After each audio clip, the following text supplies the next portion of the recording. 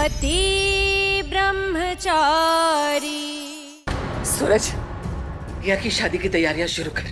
जी ताई माँ, चाहे कोई कुछ भी बोले, ये शादी होके ही रहेगी। नहीं चाची, बस अब एक शब्द भी नहीं बोलेंगे आप।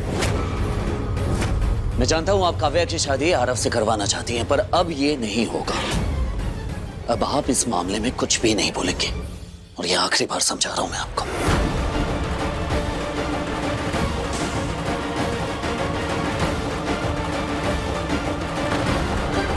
सूरज बिल्कुल सही कह रहा है। तुम इस मामले में कुछ मत बोलो, क्योंकि रिया की खुशी भाभी के लिए बहुत मायने रखती है, और मैं भाभी को तकलीफ में नहीं देख सकता।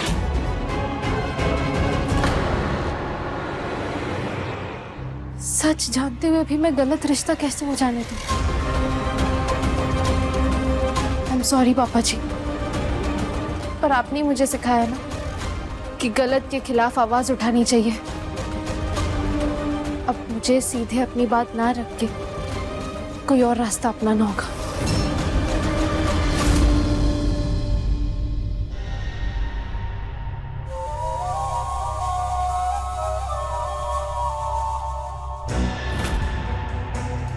मैं सपना तो नहीं देख रही? जिस लड़के के पास एक कान की बाली नहीं होती, उसके पास में इतने गहने। क्यों भाभी, कभी इतने जेवर देखे आपने?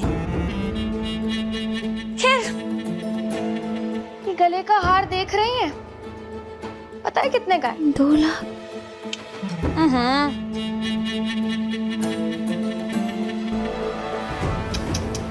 भाभी प्लीज, आपको आपकी सोच बढ़ाने की बहुत जरूरत है। ये एक सेट पूरे 20 लाख का है, आरव जी के घर से आया है। 20 लाख? अरे अरे भाभी, वैसे भाभी, मेरी शादी होने से आप लोगों का भी बहुत फायदा है। मतलब अगर मैं अमीर घर की बहू बनकर करोड़ों में खेलूंगी, तो आप लोगों के लिए भी महंगे गिफ्ट्स लाऊंगी ना। कुछ ज्यादा ही ऊंची उड़ान नहीं भर रही है रिया।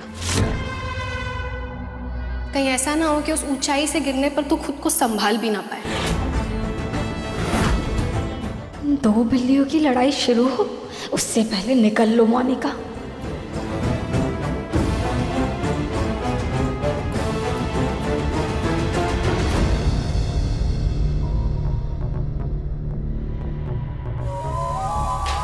बाबू, क्या हो रहा है? सर दुख रहा है क्या? तबीयत खराब हो रही है? चक्कर? अरे पैर दबा दूं? कोई बात हो गई तो बताओ, मैं डॉक्टर के पास ले चलूं। अभी तक तो कुछ नहीं हुआ है, लेकिन रिया की शादी तक ये दोनों बिल्लियां, मेरा मतलब है कि तुम्हारी दोनों बहनें लड़ लड़ के या तो खुद पागल हो जाएंगी या फिर मुझे पागल कर देंगी। इस शादी को रोकने के लिए ईशा का साथ देना होगा, क्योंकि एक वही है जो इस शादी के खिलाफ है।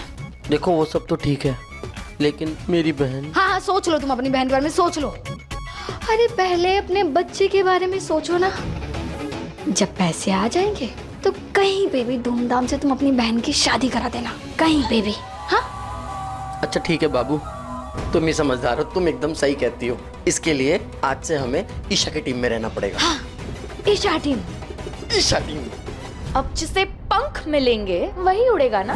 वैसे तू यहाँ क्या कर रही है? कहीं मेरी कोई चीज चुराने तो नहीं आई? चोरी करना तेरी फितरत है रिया, मेरी नहीं। आरव जी मुझसे प्यार करते हैं, पर तूने उन्हें चुराया। ताई जी ने ये खानदानी कंगन भेजे हैं, इन्हें पहन ले आज। अब इतना प्यार से लाई है तो पहना भी दे। आखिर बड़ी बहन है, छोटी बहन की खुशियों के लिए इतना तो कर ही सकती है। वैसे काव्या, आरव को ना ब्यूटीफुल लड़कियां पसंद है, तो जैसी बहन जी नहीं। अब मेरी ब्यूटी देखकर उसका मन बदल गया, तो इसमें मेरी क्या गलती? वो तो पागल हो चुका है मेरे पीछे, मेरे अलावा कुछ दिखता ही नहीं है उसको। ब्यूटी। रिया, जितना मैं आरव जी को समझ पाई हूँ, एक बात दावे के साथ कह सकती हूँ, उन्होंने तुझे कभी चाहा ही नहीं। मुझे नहीं पता कि तूने उन्हें शादी के लिए कैसे मनाया, पर एक बात समझ ले, मैंने बहुत मेहनत से उनकी हिम्मत और उनके पैरों में मजबूती दी है। अगर तुमने उन्हें जरा सी भी चोट पहुंचाई या उनका दिल दुखाया ना, मुझसे बुरा कोई नहीं होगा।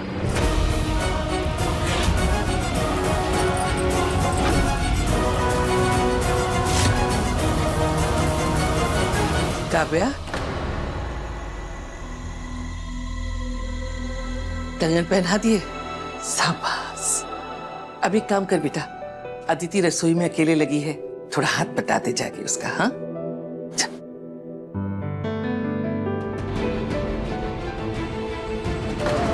ताईमा, रिया और आरव का ये रिश्ता गलत है। कुछ भी हारी, मैं हारी। वो महारानी कहती है कि मेरी रिया और आरव की शादी ठीक नहीं है। बस ये शादी शांति से निपट जाए बेटा, और कुछ नहीं चाहिए। किसी की बुरी नजर ना लगे। माँ, मैं जानती हूँ आप किसके बुरी नजर की बात कर रही हैं। मैं भी देख रही हूँ ईशा भाभी पता नहीं क्यों मेरे पीछे ही पड़ गई है। तू फिक्र मत कर, बस खुश रहे। तेरी माँ का आशीर्वाद तेरे साथ है ना।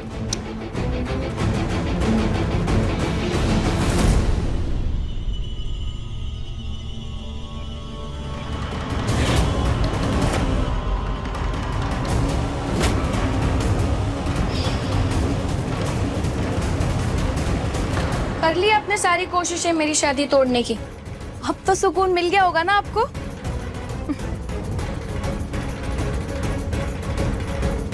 रिया, अभी भी मौका है। अच्छा यही होगा कि तुम सच को एक्सेप्ट कर लो। काव्या और आरव के बीच में से हट जाओ। उससे उसका प्यार, उसकी खुशियां मत छीनो। और ये बात अभी मैं तुम्हें बहुत प्यार से समझा रही हूँ। तो सूरज भैया का प्यार नहीं मिला ना आपको, उसी का बदला निकाल रही हैं आप मुझसे। और मैं क्यों छीनूंगी किसी का प्यार? क्या जरूरत है मुझे झूठ बोलने की? आरव ने सबके सामने कहा ना कि वो मुझसे प्यार करता है, तो क्यों आप बार बार आके अपनी ये बेतुकी बातें करती रहती है मेरे सामने? रिया, मैं तो सिर्फ तुम्हें सच एक्सेप्ट करने के लिए कह रही हूँ। सच बोल के तुम सबकी नजरों में गिरोगी नहीं, बल्कि और बड़ी हो जाओगी, और सबके दिलों में तुम्हारे लिए जगह भी बनी रहेगी। और अगर क्या भाभी, अगर तुम सबके सामने सच नहीं कहोगी तो मैं सबके सामने तुम्हारा सच लाऊंगी।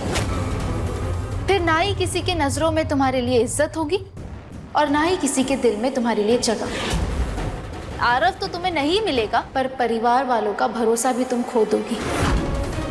सोच लो, अभी भी मौका है। ओह, आप मुझे डरा रही हैं?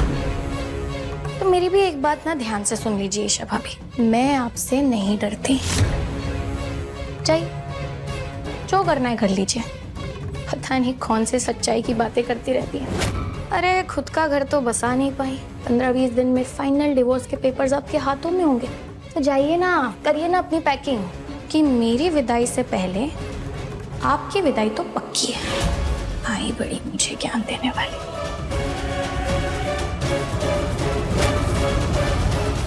पति ब्रह्मचारी शाम 7 बजे दंगल टीवी पर।